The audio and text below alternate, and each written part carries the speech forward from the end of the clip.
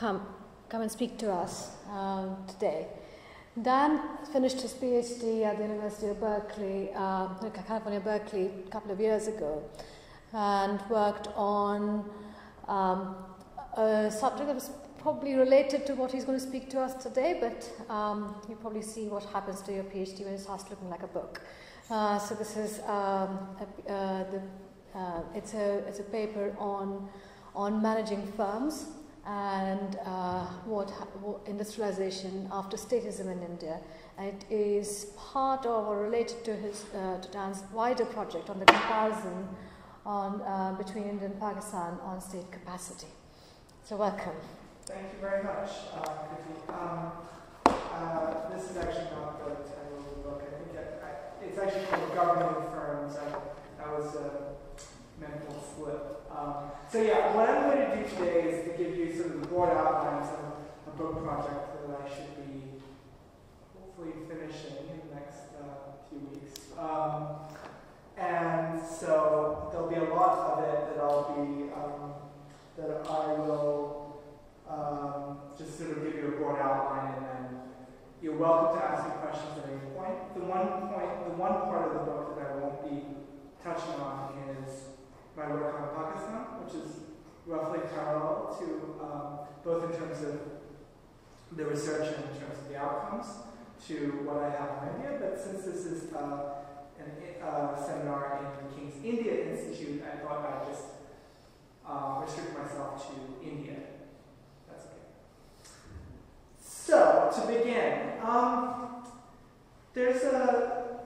everyone's sort of generally familiar with the sort of story of India's economic emergence. One of the things that is actually distinctive, I find at least, distinctive about India's economic growth story is that it is quite significantly also a story of industrial growth. So you can see from this chart that industrial, and in particular manufacturing growth, has led Indian economic growth over the last almost 2 decades. And so it sort of belies this entire idea that we have that India is essentially growing because of services. But equally sort of surprising or distinctive about India is the story of the Indian state. This is an article from the New York Times in 2011 that looked at Gurgaon, which is a sort of satellite town of New Delhi in the National Capital Region.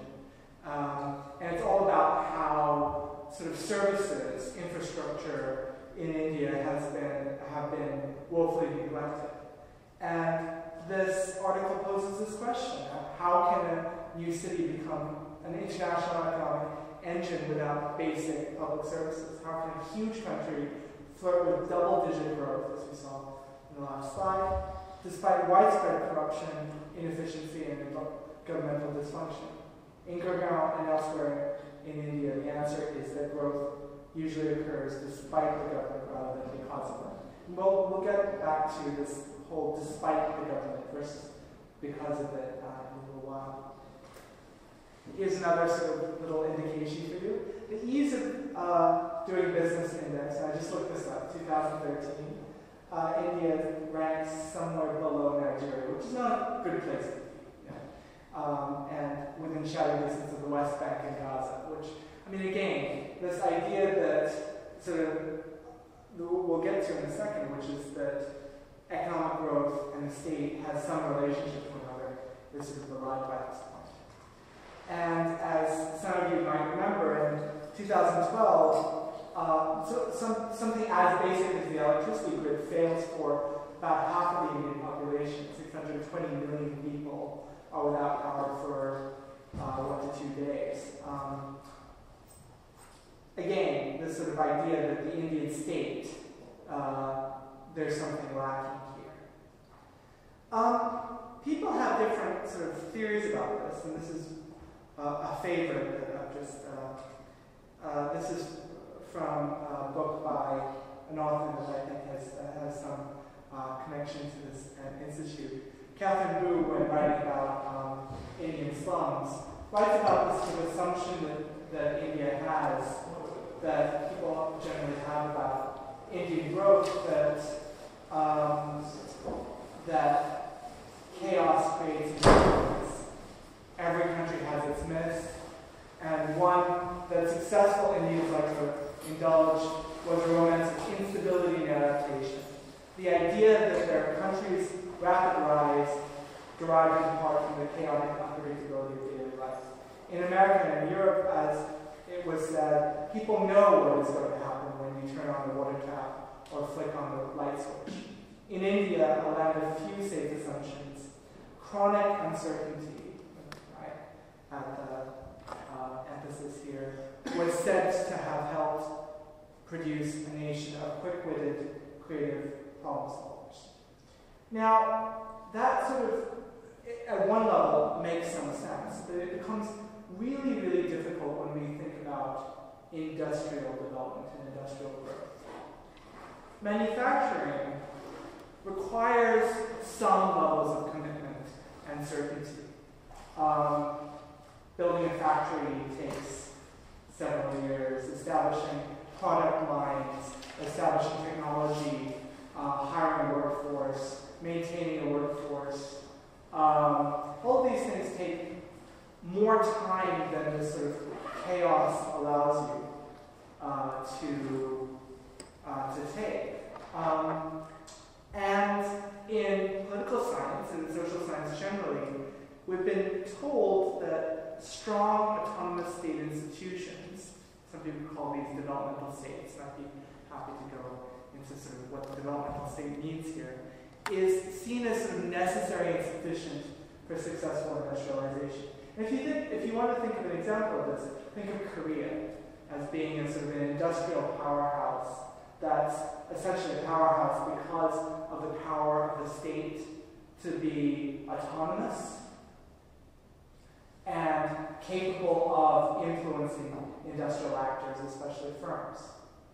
So this leads us to this huge puzzle. How is it that Indian manufacturers have been able to establish and maintain a relatively dynamic and successful industrial sector in the face of such endemic uncertainty, mostly brought about by the incapacity of the state? Right? So this is kind of a big puzzle. This is a puzzle that sort of laying in front of us. We don't really know. We don't really have any sort of theoretical grasp to understand the sort of disconnect between the two. So, to answer this, I think at the level of the firm. And I basically argued that when state institutions aren't there to impose the rules of the game, right, to impose labor regulation regimes, capital financing, industrial financing regimes, then industrialists themselves must create and maintain sort of a long-term relationships with banks, for example, with labor unions or workers. Other actors that are sort of necessary for production, they need to sort of formulate those relationships. I argue that in the face of endemic uncertainty, firms must govern themselves in order to make long-term industrial investments when the state doesn't govern the industrial economy. And firms tend to govern themselves in two ways. So what I found through my research is that there are essentially two forms of this sort of self-government, this self-governance. One is sort of governing through this idea of formal rules, formal institutions. Sort of imagining that those formal institutions are there and sort of structure the industrial economy. While other people believe that governance occurs mostly through personal networks. The relationships that I have with you, or you, the trade unionist, or maybe you, the banker, sort of structures my capacity to invest long term because of those relationships. And the reason the governance in one direction or the other is generally determined by sort of the family educational backgrounds of industrialists, and specifically their work experiences, how they experience work in the industrial economy before they start their investments. And I can come back to that. So what are the implications of this? Firstly, one of the big implications that was sort of at the heart of my PhD dissertation was this idea that we see firms recruit and retain workers, acquire capital, relate to foreign markets in really fundamentally different ways, even in the same regions, even in the same industries. These firms that we would think by sort of external characteristics or under particular state jurisdictions or in particular sectors should be acting in a fairly similar way, are acting in radically different ways. And this has some pretty deep implications for Indian politics and Indian political economy. When we have this sort of disagreement, even among firms that should be acting fairly similarly, that sort of forestalls any capacity for an Indian mode of capitalism to arise. And it leads to huge conflicts over the future of the state, which I'll get to at the end of my presentation today. Okay? So this is generally the plan of the talk. I'm going to talk a little bit about the sort of more historical aspects of this, and specifically the sort of rise and fall of statism in India. Why do we have endemic uncertainty? We have endemic uncertainty because the state has essentially exited from kind of imposing the rules of the game on the industrial economy. Secondly, I'll talk a little bit about how I did my research on industrial firms. And then I'll give you some data in terms of two of my chapters dealing with how firms acquire capital and how firms recruit and retain labor. And then lastly, I'll just go a little bit into this idea of the implications for politics, and particularly the relationship to the Indian state.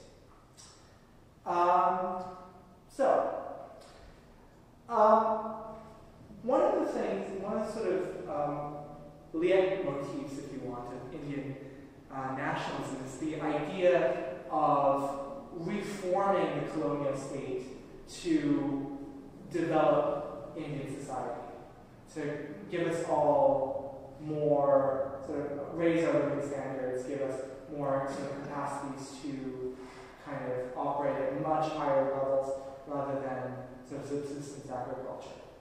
But Indian nationalism itself was really divided over the role of the state. And there was this general sort of conflict between, well, especially Jawaharlal Nehru, also Subhash Chandra Bose, who really believed in this idea of economic planning, that we can rationally plan the Indian economy such that we could all sort of benefit from the sort of building up of rationalistic institutions, right? Through heavy industrialization, through the application of science and technology to modern life. We're going to drag India forward in the sort of trajectory of modernization especially through industrial investment. Others, notably Gandhi, but also Vallabhbhai Patel, really believed that in some senses the state was an alien institution.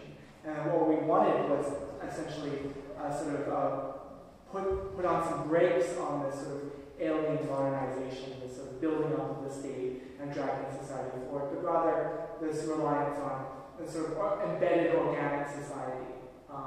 The idea that, Gandhi called sort of the villages of India ideal autarkic village republics in which they could manufacture for themselves.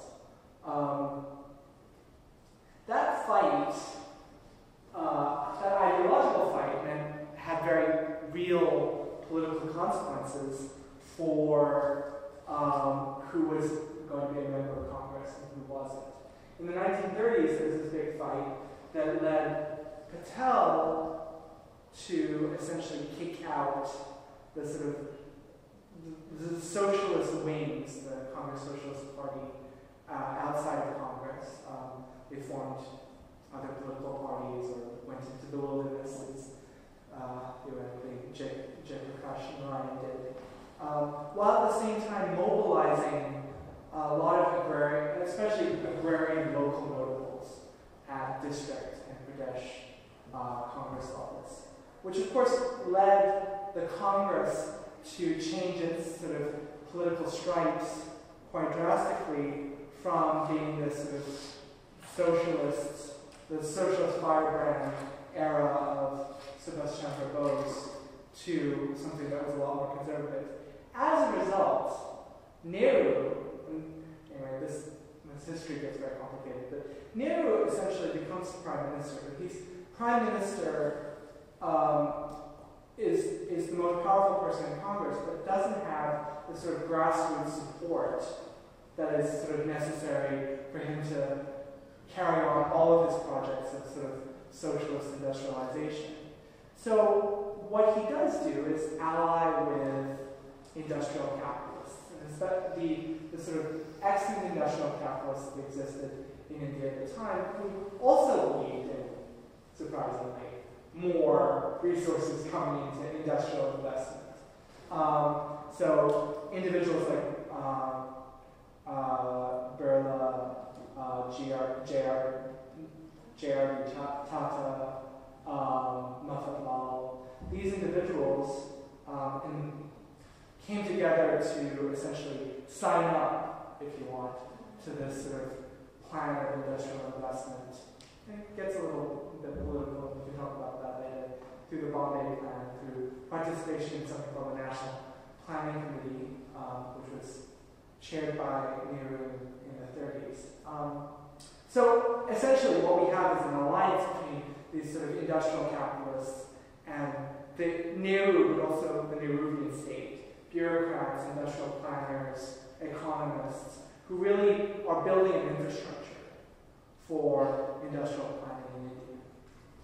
So what we see in this sort of the heyday of Nehruvian planning, of what I call statist development, is that you have state-directed industrial development that existed in a privileged space which was completely free of political challenge or oversight. The state was expending a lot of resources to kind of industrial investment that was not being challenged, if you will. This was happening outside of Parliament. There was, there were essentially these sort of high-level institutions that kind of structured this system, especially the Planning Commission, which at the time where Nehru was still alive and Prime Minister, the Planning Commission sort of acted as the Uber ministry. It was the ministry that sort of coordinated all the other ministries. The deputy chairman, because the chairman was Nehru, the deputy chairman of the Planning Commission was sort of was almost after the death of Patel, the deputy prime minister.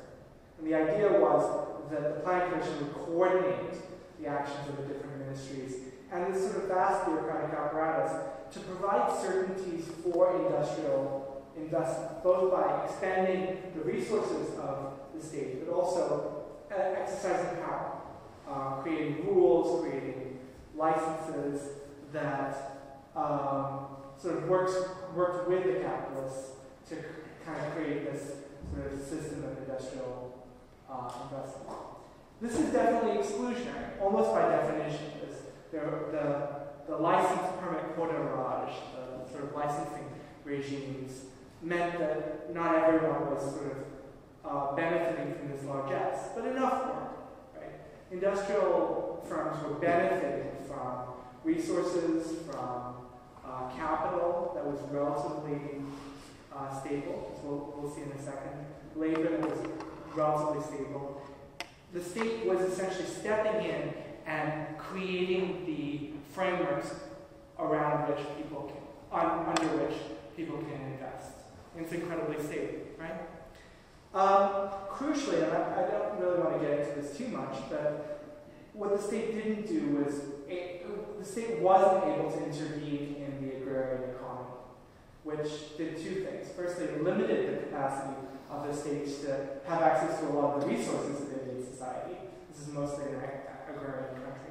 But then it also allows for, a little later on,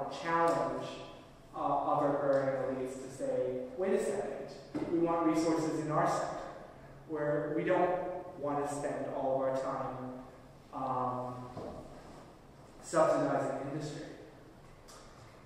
And that's essentially what happened is that politics changes, politics intervenes. And by the time of the 70s and 80s, mostly look at the sort of the junta regime after the emergency ends in 1977 as being a sort of a watershed in many different ways. And it's kind of a complicated, this is a complicated chapter, I can get into it later. But if you think about it, at that moment you have the rise of demand groups, and especially a lot of farmers that are starting to become quite wealthy and very powerful through the Green Revolution. Think of Chaudhry Charan Singh as being one of the sort of key players here, who are now starting to demand stuff from the state. And before, they were not quite as localized, quite as organized, and more content to maintain their own domination in their own sector. What you also see is declining industrial productivity, which is a very complicated story that essentially, if you can think about it, the great Fordist productions, the big mills that integrate all the industrial activity under one roof, that starts to not be as effective, and it's being challenged by other groups. So if you think of the integrated mills versus power lines that are starting to be able to produce the same material a lot cheaper. What you also see is labor militancy, which I'll get to in a little bit. But the idea is that, again, with these sort of big Fordist firms that are being challenged by militant labor, which sort of challenges the sort of private industrial silos. And secondly, and then lastly, we have a changing international environment in which the World Bank and the IMF isn't quite able to finance India's largely deficit-driven economic plans, which in the end is going to lead to liberalization in a little bit. So, but moreover, the way to think about it is that Indian politics now, arguably since this period in the 1980s, is all about coalitions. And a lot of those coalitions require support from coalition partners in exchange from resources for coalition partners in exchange for support. A lot of those coalition partners are then starting to ask whether the vast amount of resources that the Indian state has, why should it all go to industry? What's the point? Should we start now subsidizing power for farmers in Haryana or Maharashtra, for example? These kinds of things that mean that the state does not have as many resources and as much influence to stabilize the economy for industrial investment. Does that make sense? Okay. So then the story from now on is, what do firms do when after the sort of the exit of the state in terms of governing the industrial economy? And I'll get to that in a second. Just want to talk briefly about the sort of fieldwork side of the project, which is to look at what do industrial actors do, what do industrial firms do. And one of the only ways that I could do it was through actually interviewing the people who were making those decisions and are faced with these concerns. So what I did was I conducted mostly semi-structured open-ended interviews with about 160 firms, 180 plus manufacturers and other industrial actors like Industrialisation officials, trade unionists, bankers, others, between September 2007 and May 2008. I focused on, so states and provinces. Sorry, this is the Pakistan that's showing through. Ignore the provinces. I interviewed firms broadly in 3 different industries, or 4 if you count textiles and garments as being separate. Pharmaceuticals, mostly automotive components.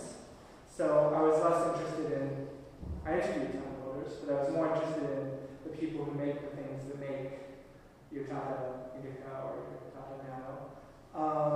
Pharmaceutical manufacturers, so that includes the people who are making the chemicals and the people who are taking the chemicals and making them into pills or injections or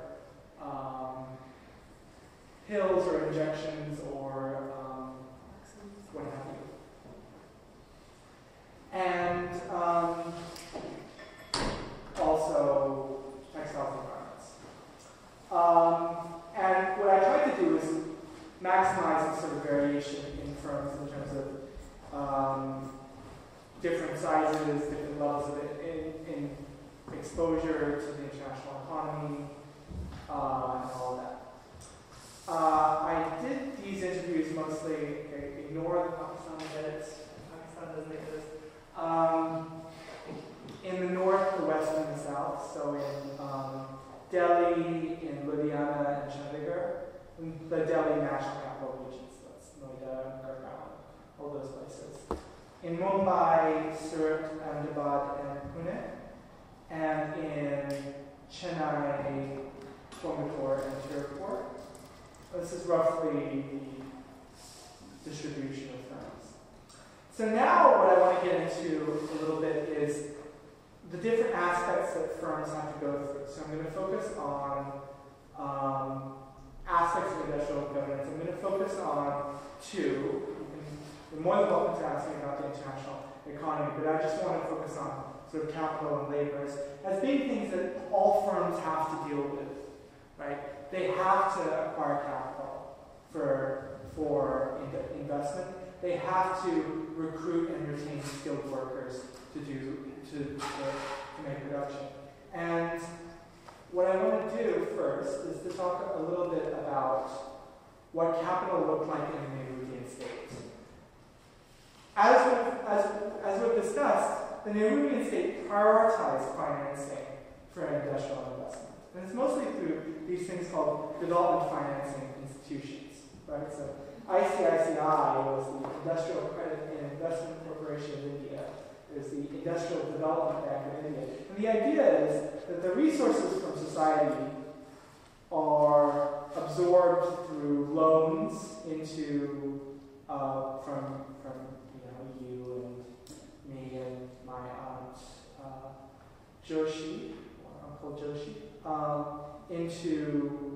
into banks, and the banks then lend out. And so the idea is to aggregate capital together and to send them out to the most productive investment, which at that point the state, these are mostly state institutions, decide that that's mostly to manufacturing enterprise. So these are low-cost, long-term loans.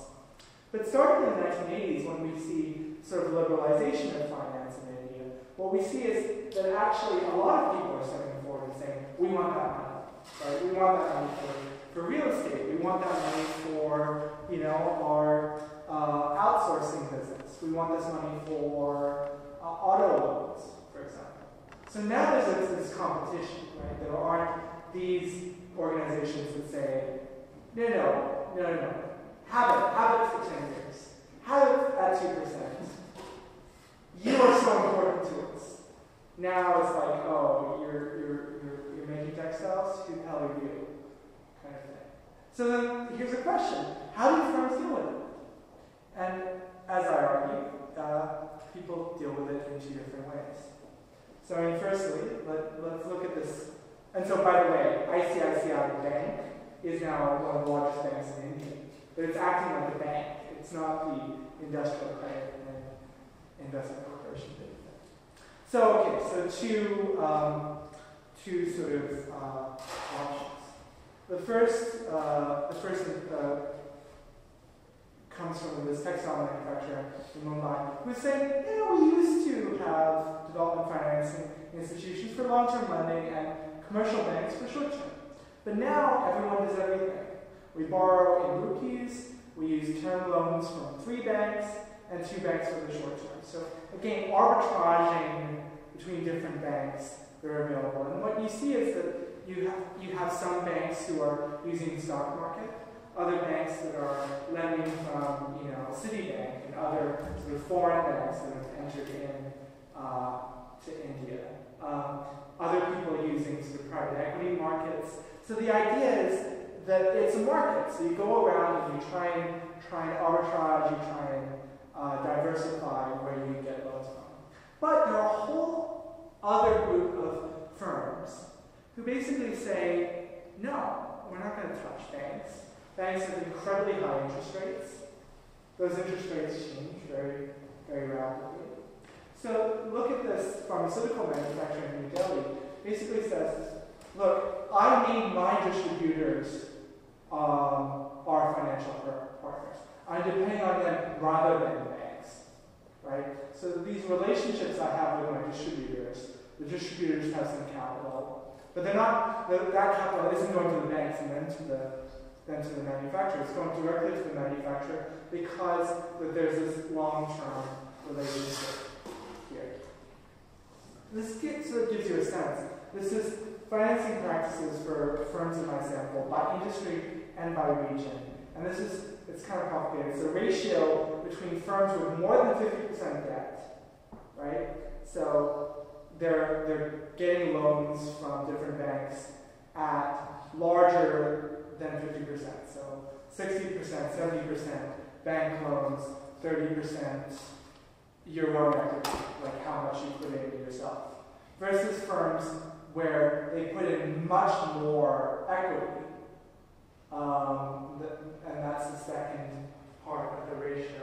A lot more equity, and only, say, go to banks for 20%, 30%, 40%. And as we can see, in most of these, and the exception, which I'm happy to talk about, is automotive components in the South and the West. In most cases, we're actually seeing kind of a parity between people who do mostly bank loans and mostly equity. I won't stand up and claim that this is a completely representative sample, but this is quite a number of firms. So, and there isn't really sort of a way to explain that other than that firms are thinking in very different ways about the relationship between them and finance. I can talk more about this in Q&A if you're interested. But I just wanted to move on to labor. Again, very complicated story, but essentially the Indian labor and the Indian workers movement was characterized very early on by co-optation by political parties. The two big ones are Congress, the Intuk, and communists of various kinds, which are regionally very powerful in Kerala and West Bengal. So what we see is a regime of labor management that's enforced not just by these party-affiliated trade unions, but also by legislation. And what that essentially means is it's not free, it's kind of coercive, but it's still a kind of corporatism, as in employers, associations, trade unions, and the government, and mostly the labor commission, sits together and sort of defines wages and contributions in a particular area for a particular industry. There is and this is more of a caveat, this is mostly for large organized sector manufacturing. So if you think of big factories rather than small workshops. Mark Holmstrom and Jan Brennan are among anthropologists and historians of Indian labor who really talk about how the organized-unorganized distinction is a lot more fluid than we normally expect. But one of the things that I try to argue is that in this sort of era of statist development, you had two very different types of governance regimes, but both worked, right? There was a sort of governance regime for organized labor, and then there was a governance regime for smaller workshops and smaller kind of unorganized sector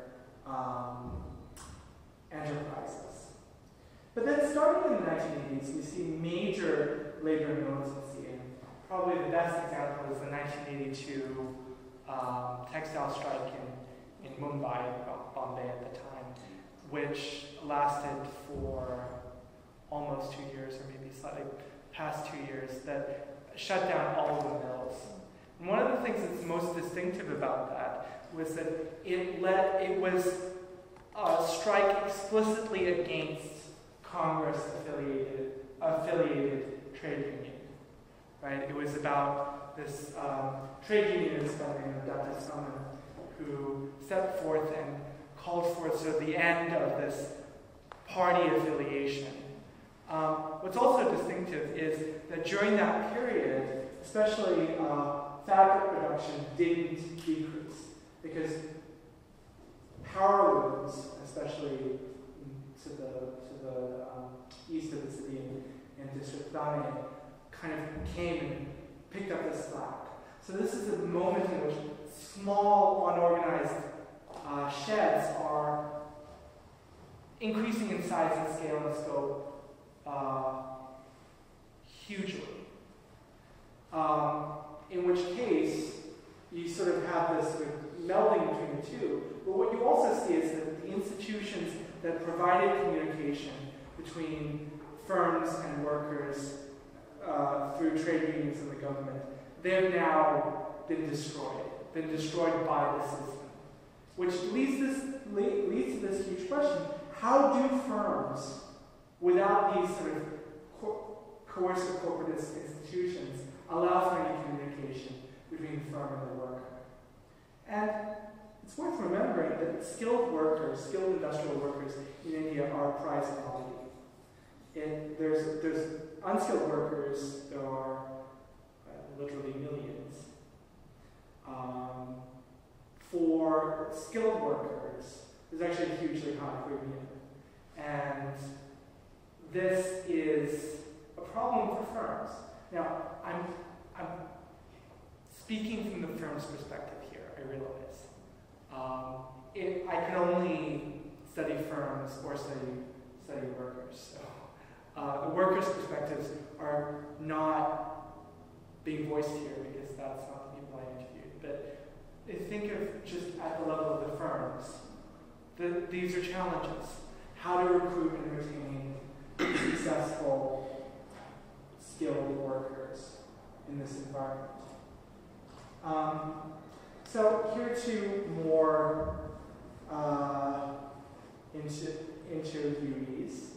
One is an auto manufacturer from Chennai, and all sorts of kind of institutions that have been set up. Firstly, we have a management program, a new management institute. There's a technology appreciation program with IIT Madras. We contribute to knowledge renewal for our staff.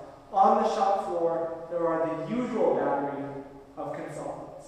So this is the idea of like, we're going to use all the institutions, all the incentives, all of the rules that are available to anchor workers, to continue retraining them, to retain them through that. We've got a pharmaceutical manufacturer in Delhi, by the way, who talks about it. Just the language is very different. They are like family members. They love me, and I love them.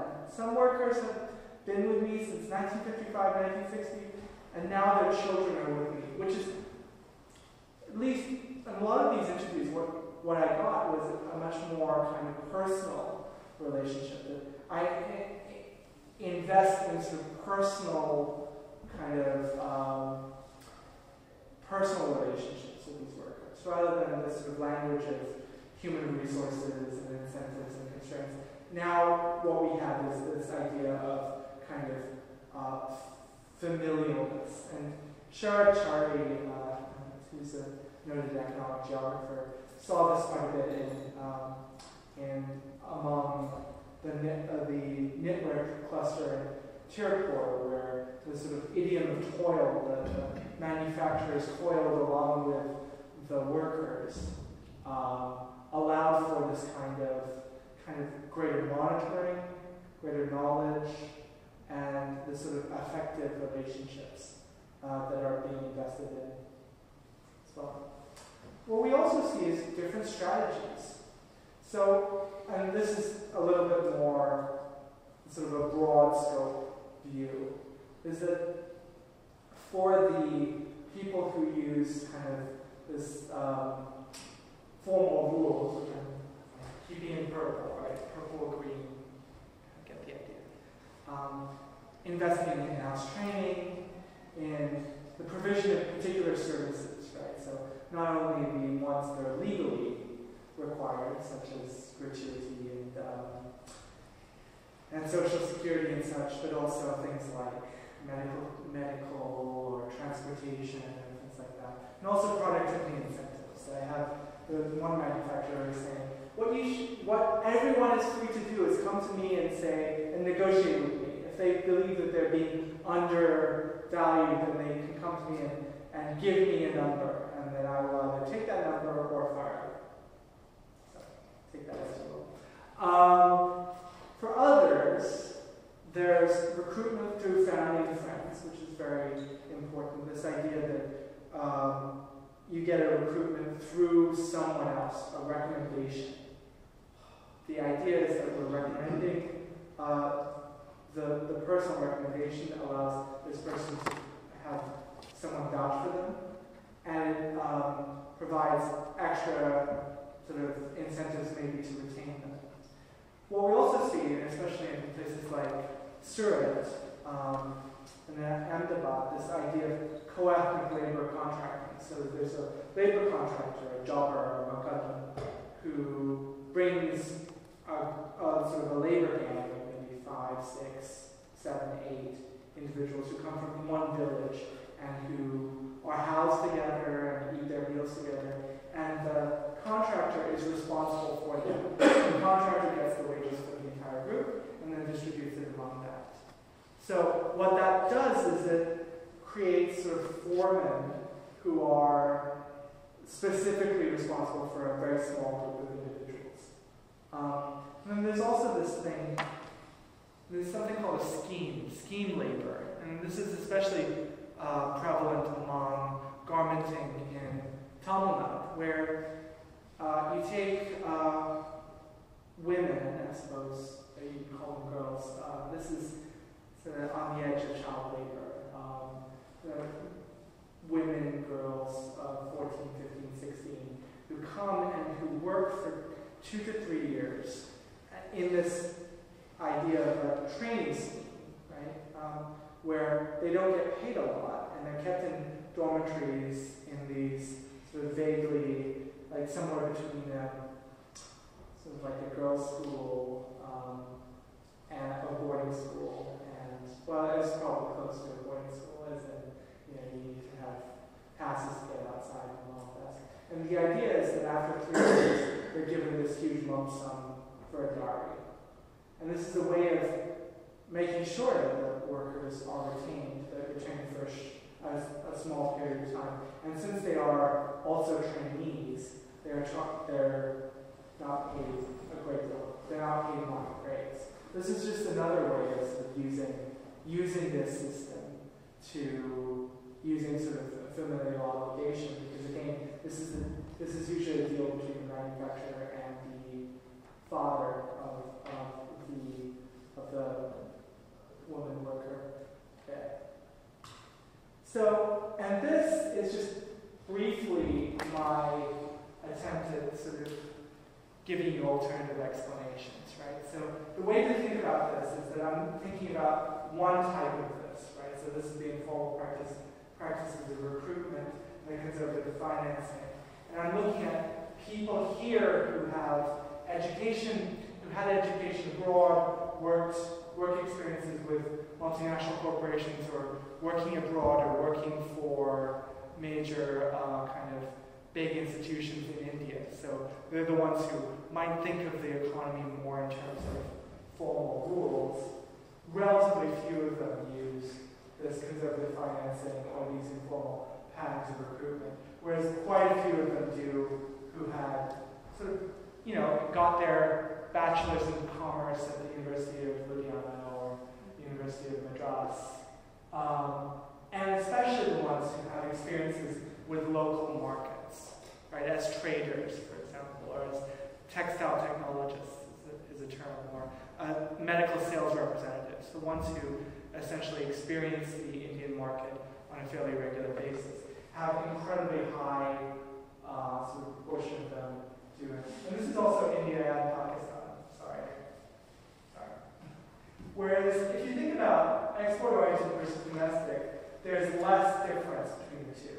There's still a difference, but less difference also here, in that it's not as good a predictor as the sort of education and experiences of these manufacturers. Okay, so I'm going to, sort of running out of time here, but I'm going to briefly go over what I think this means for Indian politics. And maybe we can talk more in the question and answer too. What I explicitly don't do is really dive into what we normally think of when we think of business and politics, which is all about corruption. Right?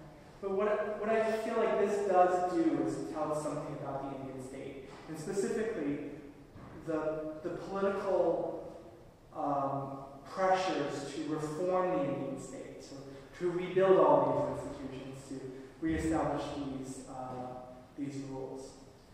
And I'm essentially saying that you've got these two different firms who are acting really differently in terms of dealing with the chaos of the Indian economy, that any sort of push towards technocratic reform of public institutions is deeply political. There's conflict between those, if you think about it, economic actors who found the sort of formal public institutions as actual barriers to their progress, and who circumvented that, and were successful partly because they were able to use personal networks. They were able to expand their private sphere outward further and further to have, your friend the tax collector, or your friend the labor the labor inspector allow you to do this kind of work. Versus those who have really begun, and this is sort of a beginning, to rely on formal autonomous institutions for progress. So, and if you think of who that person is, you think of a sort of a graduate of IIT in anywhere really, in Mumbai or Chennai or anywhere else, who are now thinking of these rules as being rules to live by, rules, and are feeling blocked by this large group of people who use personal networks all the time. So where does the Indian state go? Well, there are going to be increasingly, I believe, struggles over what democratic governance means between what I call centripetal, right, sort of centralizing versus centrifugal, sort of pushing outwards forces in Indian politics. So you think about like state governments, your Laluyadas of the world, regional parties, local associations, versus those central organizations like the Election Commission, the Supreme Court, technocratic planners, right? So the Mantak Singh Aluwalas of the world, but also political actors like Arvind Kejriwal of the Aam Aadmi Party and Anna Hazare, who are leading kind of social movements against corruption, against this sort of personalization of Indian politics. And so, just to conclude, hopefully not too late. Firstly, the Indian economy is an instance of industrialization really after the state. And the state has, for all intents and purposes, withdrawn from Indian politics. And what that means is that there is what I call endemic uncertainty. Captain Boo called chronic uncertainty. And that has implications for how firms govern themselves, how firms govern their relationships to the industrial economy. And then the last 2 points are, firstly, the reform of the state is going to be contested. It's contested by different groups who have different interests in relation to the state. And then lastly, and I'd be happy to talk about this. This is more about like my political economy home. That there's a certain benefit in studying these things at the firm level, rather than at the level of the state or at the level of industry. Because you get a real sense of how individuals struggle with these kinds of issues and how they solve them and what the implications and very political implications of those solutions actually are. So anyway, thank you, and I'm happy to, I'm looking forward to the discussion. Thank you. Would you want to come and sit down? Yes, that would be great. Yeah. So thank you for that canter through last decade or so of industrial change or change in the industrial landscape of India in some ways.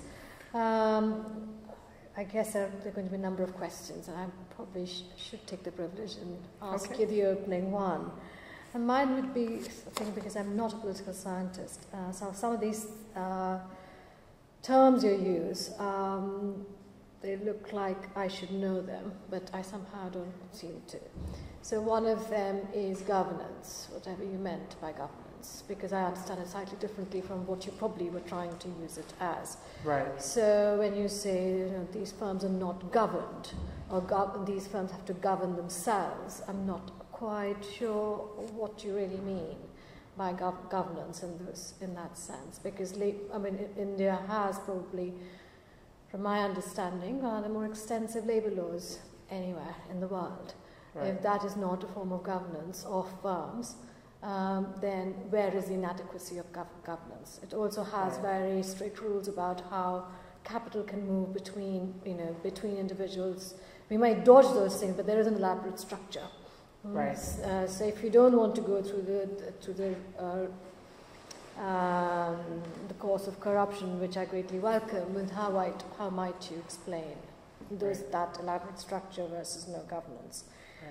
Right. So that's wasn't very clear what governance really meant in your understanding, and I was also somewhere else I was struggling with the word firm itself, and I was wondering how you might do you sort of make a distinction between things like family firms as opposed to corporates, right? Yeah, or not, so right. And what are the differences in governance or governance deficits in these two kinds of firms? Perfect. Okay. So I mean, governance is one of those. I mean, this is it's in some senses it's what people call an essentially contested category. I use it specifically to mean not just rules, but also their implementation. Right? So that the idea is that you're absolutely right. So the specific term is, yes, they're labor laws. But given the fact that most firms are using all sorts of creative ways to essentially bypass the labor laws themselves, it means that what the government or the state is not doing is creating and enforcing sort of one sort of rule in terms of the relationship between the firm and workers. So in some senses, I'm using it in this particularly disciplinary and implementation way, just in terms instead of just looking at the laws on the books. And so the way to think about governance is to think about whether the state is coming in and enforcing one rule of the game. And what I'm saying is that at the level of the firm, there is one rule of the game. Now,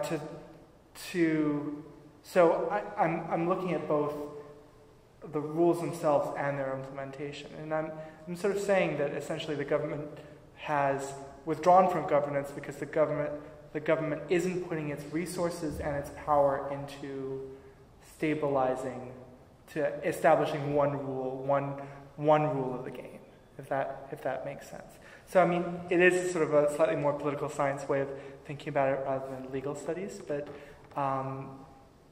that's essentially how I'm using it, as just sort of a shorthand for a whole set of kind of regularities or non-regularities that are part of the industrial economy. In terms of firm, that's a very good question. The firms I talk about are family firms and corporates.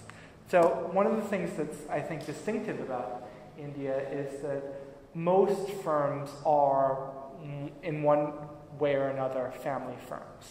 Right? I'll take to give you an example. Cipla is a very big pharmaceutical firm that is still in control of the Hamid family, Yusuf Hamid, and now his sons and daughters. But it's still a public, limited company that is a corporate, right? So the same thing about Ratan Tata and Tata Motors. I mean, it's as much a publicly listed, limited liability firm as IBM. It's just that there are still families involved. So what I see is there's actually this quite large range, but actually range in formal understandings of what corporate governance, which is, whether it's run by the stockholders or not, whether it's listed on the stock exchange, and how much do the stockholders have power. But there's a kind of an isomorphism to how Indian industrial firms work, which is that there's usually a family or a group of individuals who are in charge of the day-to-day management and direction, the directors of the firm. And those people are usually quite involved, and they're usually quite involved in both ownership and management. Now, of course, there are exceptions to this. They tend not to be in the industrial economy, but some of them are. Like, for example, something like Larsen & Toubro, which is an Indian version of a multinational corporation, or if you like, Hindustan Lever. They happen to not be in. Well, actually, Larsen & Toubro is in autos, but I didn't manage to interview them.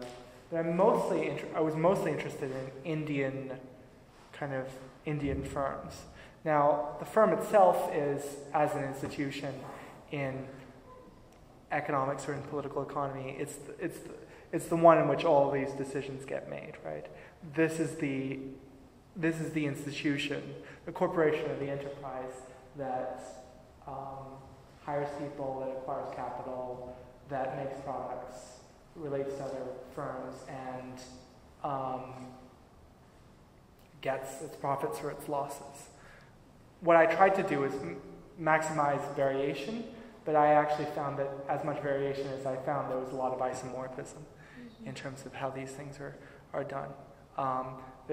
Yusuf Hamid is still very active in Cipla, even though he is nominally still the chairman, and almost as much as the guy who's just the sole proprietor of a small factory that makes ball bearings in Noida. So does that answer your question? Sure. Nishant, then Louise. I have two questions. First one was related to your submission that the centripetal and the centrifugal forces would come in contrast. I can give some of the example of the regional and state governments, and you contrasted it with interestingly Supreme Court and the planning bodies. Yeah. Especially, I wanted you to throw some more light about this, because if we see the court judgments, especially post-liberation era court judgments, the studies from UCL and India, something like that, they extensively highlight how even the court judgments have changed in post-liberation era, and it is becoming much more pro-state and anti-workers in some ways. Right.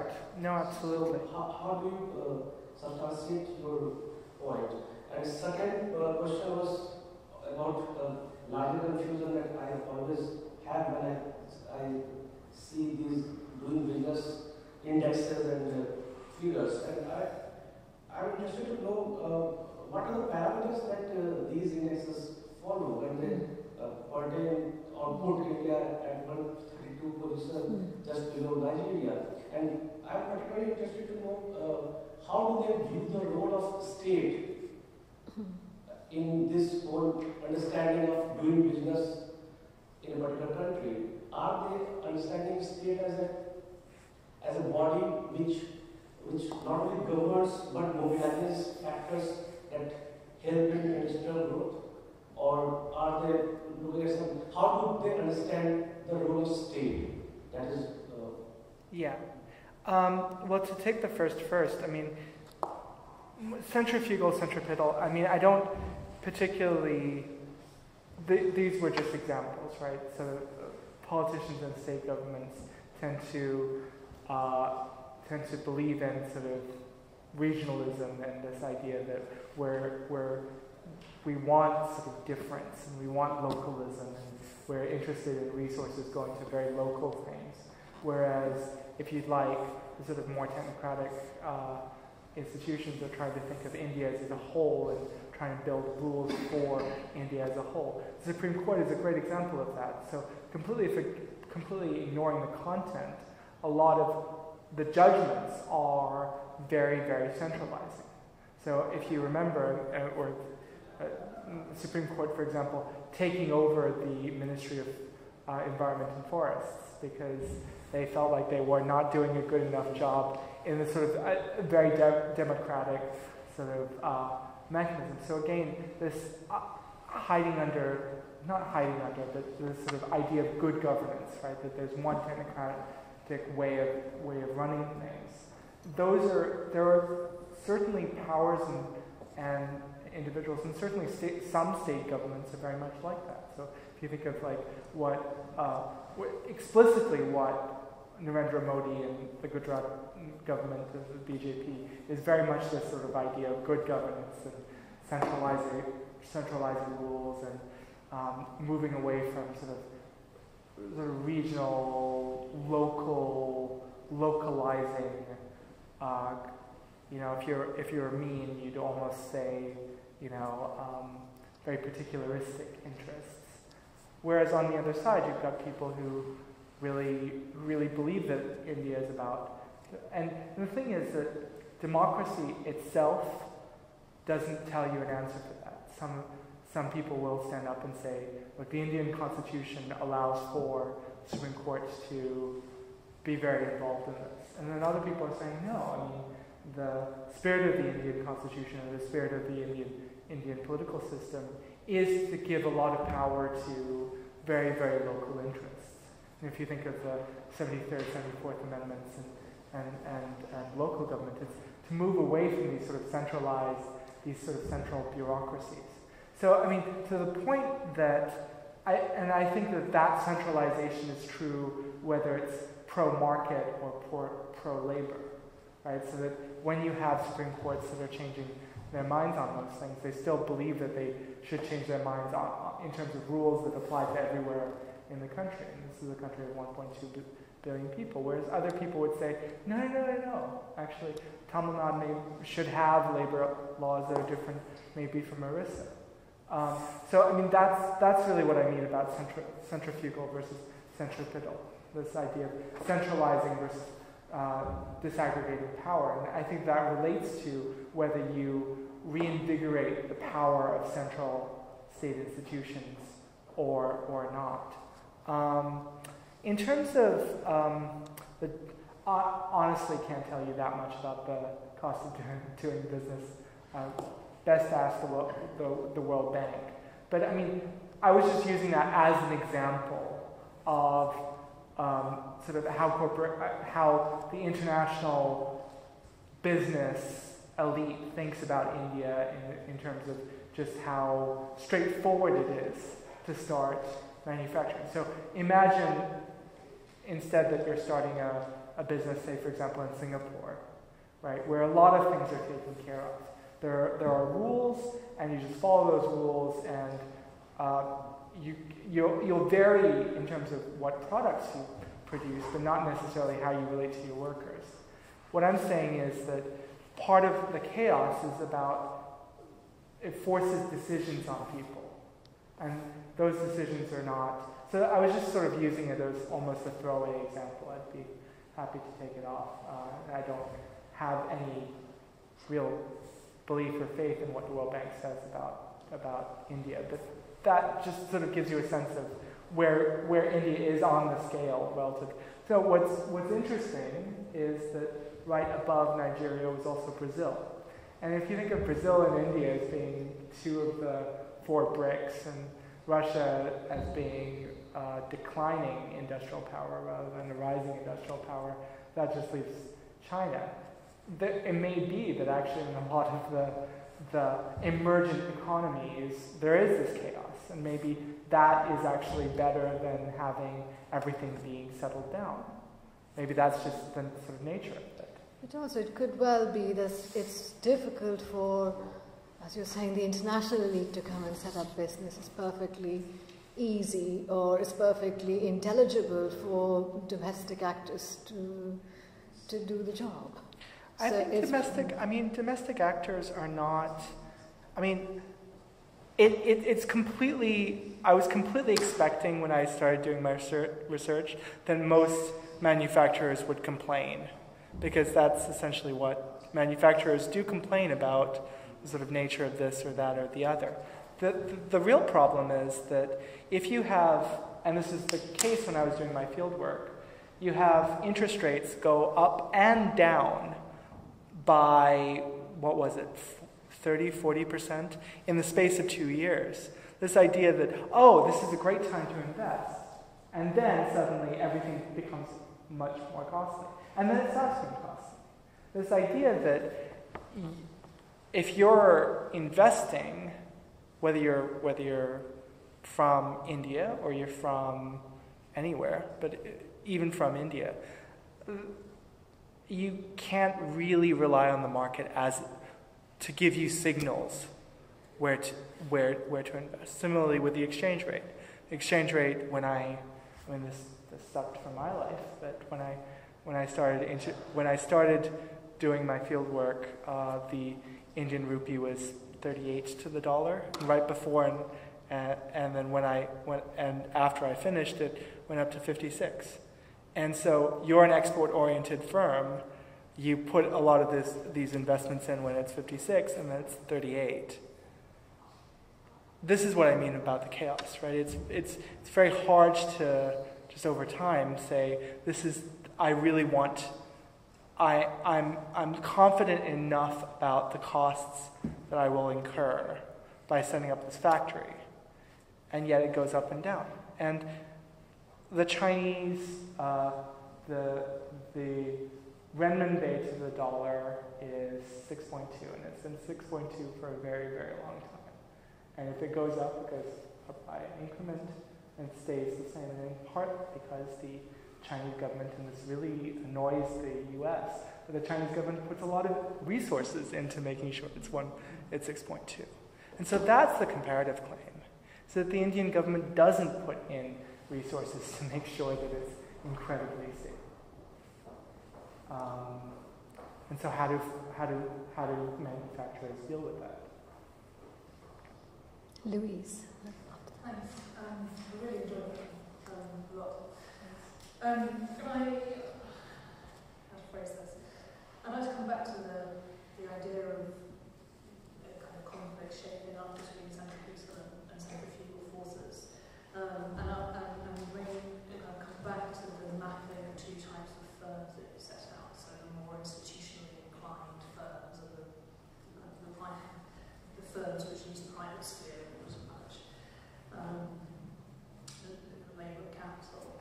And I wondered whether in your final remarks you were implying that there's the part of the explanation of firm strategies is, or state-firm relations, is scale. So it's to do with scale of operation. Yeah. So if you start to disaggregate the state and the level of firms' operations within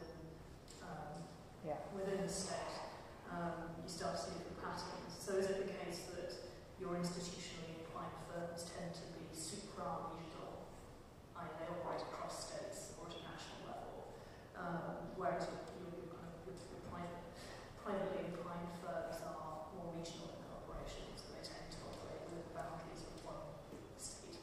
And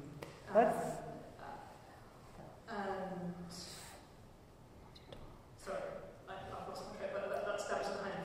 So, I mean, in the table that you set out, where you were looking at different explanations for different strategies of firms, you have kind of international orientation versus domestic orientation. But I wonder whether what's actually more interesting is variation amongst domestic. Inter versus intra-region. No, so that's a really, really good question, and I would love. I mean, I'll go back to the data and see what's going on. I think what complicates that is that. So I'm gonna have to retreat on what I said about the firm being one thing. There are a lot of firms, by the way, and this is one of the reasons. How does a private person scale up? I guess is one of the questions. And the thing is that they can scale up by having units that are many of them. And they could be in different states, but they're still sort of local enough and are small enough, and this gets to your point, small enough to evade the labor regulations, right? It's really hard to hide a factory that includes 10,000 people, for example. You're more likely to get the labor inspector visiting. I mean, by the way, Bihar has 4 labor inspectors. 4, right? So that gives you a sense of the capacity of the state to implement what is, I absolutely agree with you, a very comprehensive labor set of labor legislations. But people scale up in lots of different ways. So, like for example, I have many of my firms where they'll have relatively small units, but several of them, and they could be scattered around, for example, some of them in Maharashtra and some of them in Gujarat. Partly because I think that I think you're absolutely right in that there are certain things that are incredibly local. And I get into that a little bit, which is things like the Tirupur knitwear cluster. It's a cluster, and it's around Tirupur. So there's a benefit to being in Tirupur. And the benefit is not necessarily to scale up, or to scale up in terms of multiplying its units in Tirupur. Whereas it's true that a much larger firm is going to say, we're going to place our weaving in Bangalore, because that's sort of a big Bangalore, which is a really big sort of place for, say, garmenting, but we're going to invest in spinning in North India because that's where spinning is, kind of thing. And they're more likely to, and this is the more recent thing, is to have them as independent profit centers under the same corporate logo, or could actually you can spin them off and you have a group of companies. So I think that there's absolutely something to that. Part of what I mean about international orientation versus domestic orientation more was about coding principles. Because it becomes very hard to figure out, because you actually have to sit down with them and it's like, okay, so where's this and where's that? And you sort of wait for them to. So my personal preference was not to wait for that, but actually in that conversation have a sense of, oh, did you go to London for university rather than stay in India? Or did you work for Larsen & Toubro in India versus, for example, be an auto components trader before you go into manufacturing? So it's more about this sort of what I was trying to do is trying to causally separate, and this is really difficult, but trying to causally separate what leads people to do certain things, right? The question is whether placing yourself in lots of different places, is that a cause or an effect of how you think about the economy? So to give you another example, there was a lot of incentives that were given to people to set up manufacturing in kind of Pahari kind of places, mountainous places like in Himachal Pradesh and in Uttarakhand and especially in Haridwar and places like that. And some people took advantage of that, some people didn't. But it included some firms that were very, very conservative in their financing, and others who didn't care. And so it was kind of interesting because but it was sort of interesting in that how they did it, right? So some of them were like, well, we're sending people to learn the language, the local language, versus, oh yeah, no, we just have people deal with that. So that was also kind of interesting. There weren't that many of them, so I don't know if I can be too systematic about it, but especially for pharmaceutical manufacturing, there was a lot of people who were positioning their investments based on state incentives. And automobile parts as well, wasn't it? Yeah.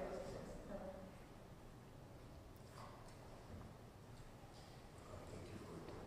I have a question actually related to the firms in let's say the globalization system and how Indian firms dealt with this globalization and how we can compare what the firms did, the strategies that Indian firms did, and the one that other late industrializers choose for in their own country, like in Brazil or South Africa. So this is a question about sourcing? The question is more like globalization developed, created uncertainties, as you said, chronic uncertainty. And in terms of complexity, volatility, in terms of interdependency of the market and things like this. Okay. And my question was,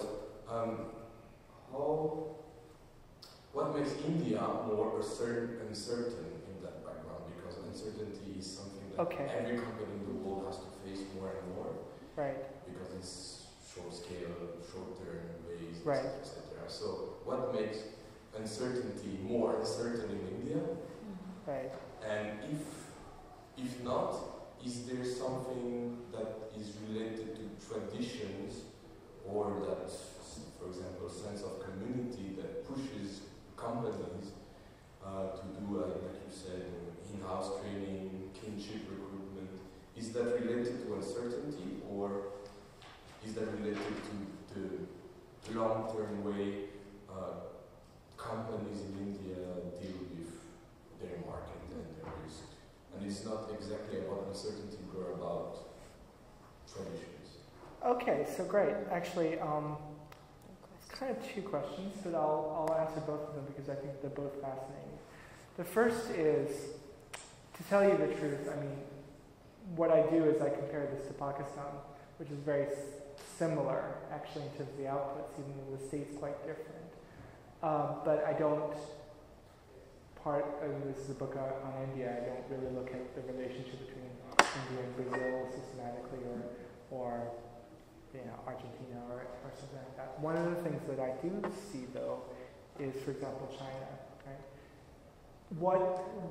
How does Chinese manufacturing work? Well, the state puts a lot of energy, resources, time, commitment, power into making sure that there are certain things that you don't have to worry about, right? So like, for example, land.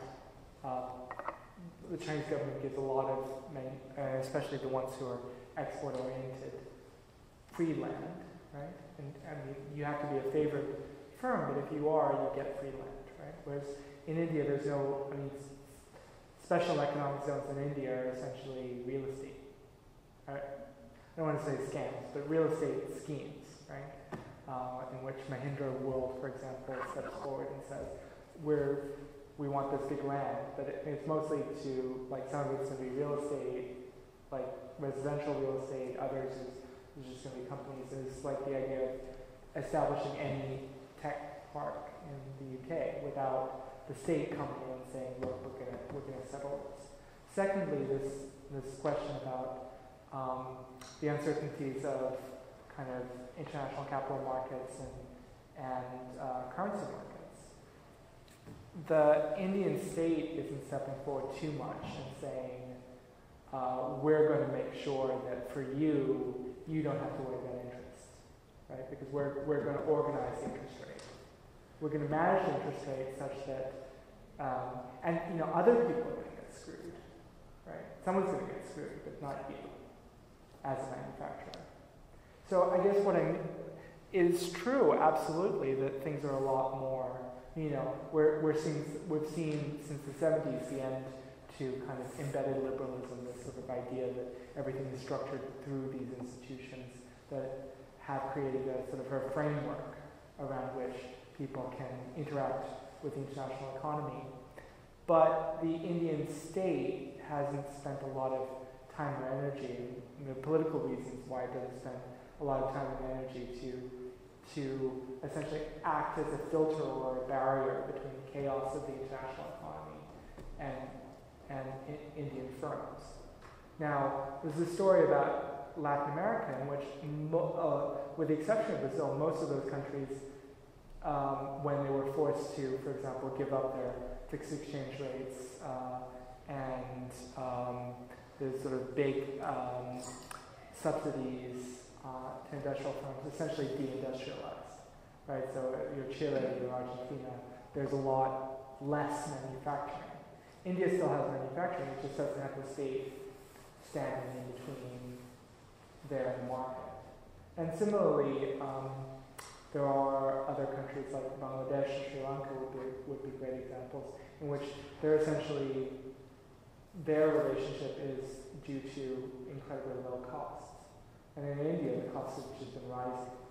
So again, the state isn't spending a lot of time acting as a barrier between the international economy and the domestic economy. So to your second point, I think it's actually a really good one in that, I'm not surprised. This is Keynes, everyone's smart here. But the tradition point, I mean, that a lot of these resources and these strategies absolutely antedate this post-status development, right? That in fact people have been using labor contractors or Budley labor in the 1890s. Actually, people, in terms of workers in Bombay at that point, colonial Bombay, when they were starting manufacturing. Similarly, some people use private capital rather than sort of community using official banks, because those official banks were not lending to manufacturing concerns, but rather trading concerns in the colonial period. But there's a point at which, essentially, and Ritu Birla writes about this in terms of stages of capital, in which people were kind of forced into a regime. There was a late colonial regime and then a nationalist regime. And so the sort of cultural resources that allow people to choose different paths still existed, but they were essentially incentivized away from that at a time in which the state was coming in and saying, you're going to take our loans, right? You better deal with the Intuk guy in this, or the representative of the South Indian Manufacturers Association, Textile Manufacturers Association, in combination with the, and I honestly can't tell you the name of the Congress-affiliated textile union at the moment. I feel really embarrassed, but that idea, right? But then once all of those frameworks or institutions decline, then where do we go? So I think you're absolutely right. I mean, that these strategies are not new, but we see the variation much more now. If that makes sense. Yeah. Again, just like a follow-up on that.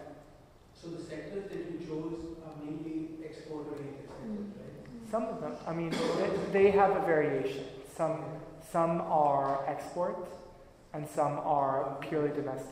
And that's true of all of the sectors. So when you interview these firms, let's say quite a few seem to be in the export-oriented sector also. So presuming you split them up, did you feel any concern from the firms that they obviously have like lack of competitive basis with other developmental states firms in that sense, right? Logically it seems that that cost of business is higher.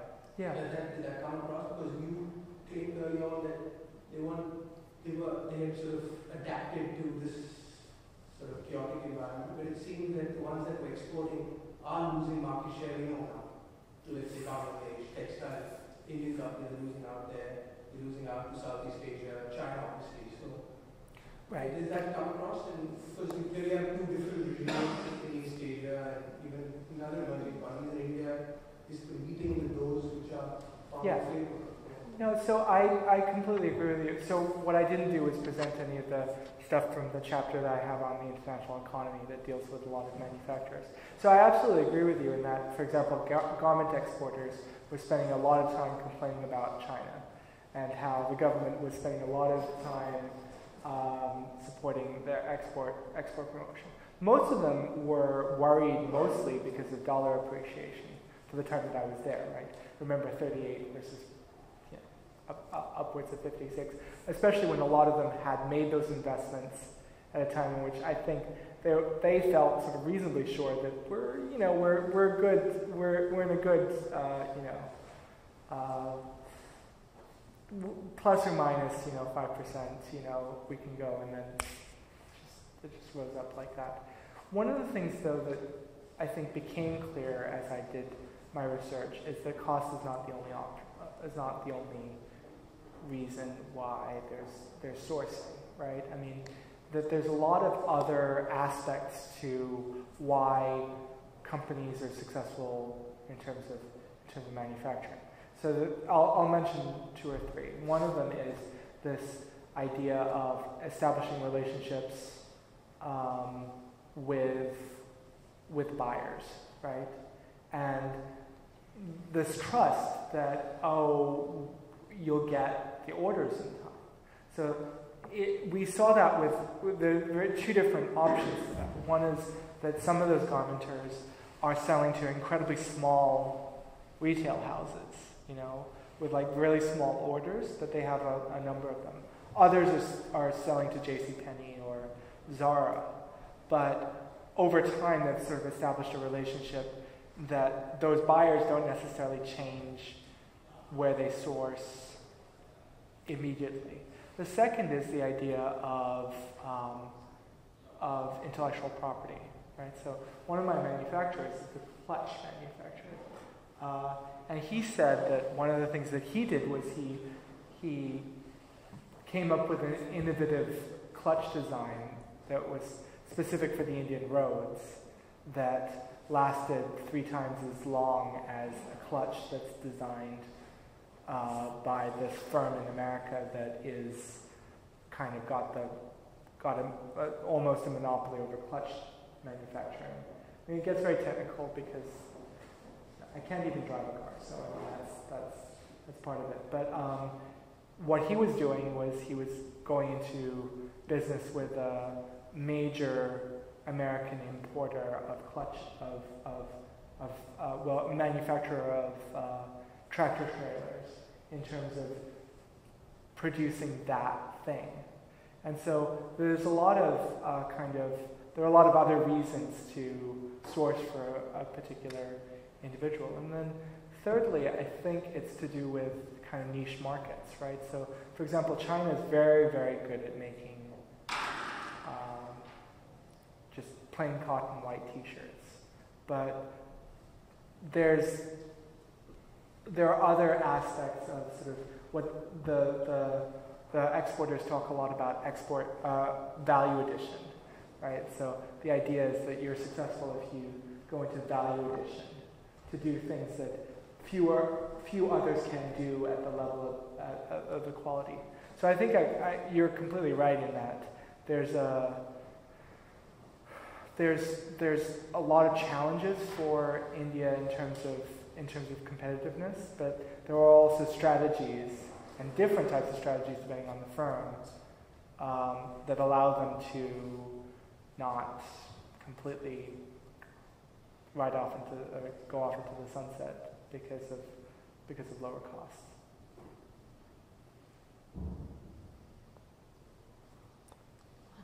No further questions, and we can thank you for your paper, and wish you good luck with finishing the manuscript. Thank you very much.